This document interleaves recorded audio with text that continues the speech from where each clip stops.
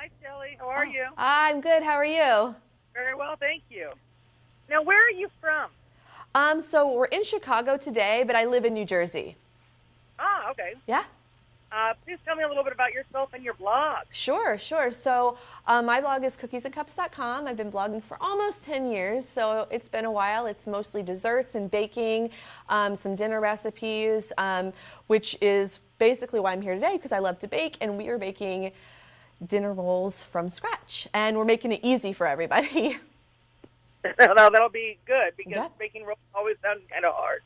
Right. I think people get intimidated by baking bread from scratch. They think it's a lot of ingredients, a lot of prep time, and sometimes you feel like it might take you all day. And so this recipe in particular is done from start to finish in just over an hour, which is amazing that you'll have delicious golden brown warm bread rolls or dinner rolls on your table for dinner, or you can make them ahead and have them for tomorrow.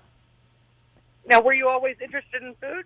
Right. So, well, I mean, I think so. Yes, more so now. But yeah, I grew up with my grandma in the kitchen, and my mom didn't have a lot of patience, but my grandma certainly did, which is what grandmas are for, I think. And we used to make a lot of recipes from scratch. So, as I got older and I had my own family, it was really something that I was able to take forward, and I love it. I love it. Now, what was the first dessert you remember baking? Oh, that's an easy one. So the very first dessert that I remember making from scratch, I guess, is monkey bread. I don't know if you've ever heard of it. It's wonderful. Yeah, it's made in a pan. It's kind of like a pull-apart, delicious, sticky bread. And I made that with my grandma. We used to have coffee hour, and so we would, which I didn't drink coffee when I was little, but it was our time that we got to make something delicious and enjoy time together. That sounds really nice. Yeah. Now, what are some of your favorite holiday meals? Well, okay, so we're coming up on Thanksgiving, so it's a whole holiday that's designated to food, kind of, so I'm gonna go with that. But I'm more of a side dish girl, not so much a turkey girl. So bring on the sides, the dinner rolls, the stuffing, the sweet potatoes. My son and I also like to make cinnamon rolls around this time of year a lot. We make them for holidays and we also give them out. And the recipe for cinnamon rolls is very similar to the recipe that we're going to be doing today. So once you do this one, you're going to be a yeast baker in no time. See, I'm a home cook, but I often have some trouble with yeast. Yeah. So I Do you think have that, any I'm how sorry. to make this easier? Absolutely. So I think a lot of people get tripped up, like I said before, thinking a lot of prep time and all those, just the time that it might take or the guesswork involved. So the great thing about this recipe is it's 6 ingredients, ones that you probably have in your pantry right now, which is amazing. We've got all-purpose flour, sugar, salt, butter, water, milk, and Fleishmann's rapid rise yeast, which is what makes everything kind of speedy. It takes the guesswork out of it. I love the Fleishmann's rapid rise yeast.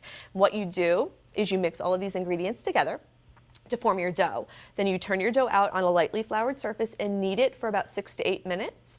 And you let it rest. And once it's rested, just for 10 minutes, so it's all quick, you divide it into 12 equal portions because this recipe makes 12 dinner rolls. You put them into a buttered or greased cake pan, an 8-inch, it can be square or round. You let them rise for about 30 minutes. They're gonna double in size. Then you pop them in your oven, 20 minutes, and you have beautiful baked bread to serve to your friends and family. It sounds really yummy. Yeah. Now, what can we do to ensure the quality of the yeast that we're using to make bread? Well, so the yeast, obviously, if you're using Fleishmann's rapid rise yeast, you're not going to go wrong. This yeast, it's basically pretty foolproof. But the one thing I wanted to kind of call out is the kneading process of this recipe. So you don't want to skip the kneading. What happens when you knead is when you develop the bread or the dough, and it's what gives it that light, airy, chewy texture that we all love in bread. So don't skip it. If you skip that step, you're going to end up with flat, kind of hard rolls, which, I mean, it's probably not ideal. So what you do when you knead it is, like I said before, you can knead it on a lightly floured surface with your hands. You can get your daily workout in, or my method of choice is to stick it in the bowl of your stand mixer. You just fit it with the hook attachment, which most stand mixers nowadays come with that, which is nice. And you let that go. It does all the heavy lifting for you, 6 to 8 minutes in there. And to know that the dough has been kneaded enough, if you just press it lightly with 2 fingers, it'll spring back, and then you'll know that you're ready to separate it into 12 portions and let it rise. So don't skip the kneading. That's a very good tip. Yeah. Are these rolls, because I can't see, are these rolls shaped in any cute way, or? Well, I how- guess this recipe alone, and since we're just talking about a beginner recipe, you can just form them into balls. I think you can see them right here. This is what they look like after they've baked. So they're beautiful, and they kind of, you can see how they kind of stick together, so you can pull them apart and just imagine the steam coming off of these rolls when they're warm, and you can even spread them with a little melted butter, which is fantastic. Or we have some over here that are already separated, which is a great way to serve them for a crowd. You can just put all of your rolls right into a basket and put it on the table right on your Thanksgiving table, and everyone can just kind of grab them and go. Now, what are some common mistakes people use when making bread, or people do when making bread? Well, I feel like, a common mistake would just be to not even try it, because that's kind of, everyone gets a little nervous. So I really, really encourage people to just give it a go, because once you've done it once, you're going to feel less scared. You know, it's one of those recipes that once you tried it, and that's why this recipe is such a great recipe to start with, because it's really foolproof. You just mix the things together. You don't have to worry. There's no second rise time. It's done very quickly. And I promise you, once you get these done and you are a real bread maker, you're going to be inclined to try other recipes that are maybe a little bit more difficult. But that's the whole point of this, is that baking with yeast doesn't have to be difficult. We definitely want to kind of take that idea away, the idea out of your brain, because it's really easy. I mean, we just walked through the steps in, just a couple of minutes, and that's all it is. Now, where did you get your training? Well, I got it in my own kitchen, and like I said, from my grandma. So I'm not professionally trained. I'm definitely a home cook, which is really why I think that I've connected with my audience for my website, and I hope with you guys too, because I just want everyone to know that anybody can do these recipes. You don't have to be professionally trained. You don't have to go to a culinary institute to be able to make delicious food to serve to your friends and family.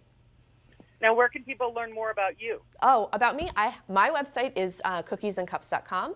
I released my first cookbook last April, so you can pick that up at bookstores, on Amazon. And for this recipe in particular, though, visit www.breadworld.com. It's the Fleishmann's website, and they have tons of yeast and bread recipes. It's a great resource. It's got tons of tips and tricks for you to feel more confident about baking with yeast. And I gain inspiration for my life and for recipes on my website, Cookies and Cups, all the time by visiting breadworld.com.